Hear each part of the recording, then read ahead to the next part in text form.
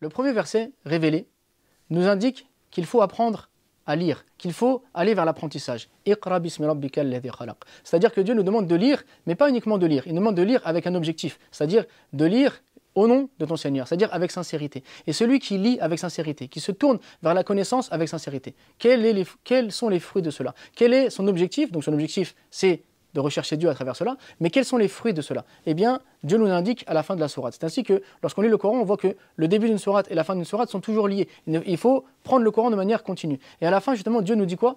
Et prosterne-toi et rapproche-toi de lui. C'est-à-dire que l'objectif et le fruit qu'il va y avoir dans cette lecture, si elle est faite avec sincérité, c'est de connaître Dieu, et donc de l'adorer, et donc de se prosterner, et donc de se rapprocher de lui. Ainsi, la lecture nous rapproche de Dieu. Et donc l'objectif de la lecture n'est pas juste de lire pour emmagasiner des connaissances, comme un âne qui porterait des livres sur lui-même et qui se baladerait avec ses connaissances sur lui qui n'ont aucun impact sur sa personne. L'objectif, c'est justement de s'imprégner de ce qu'on lit, de comprendre ce qu'on lit, afin de devenir meilleur. Et comment est-ce qu'on devient meilleur?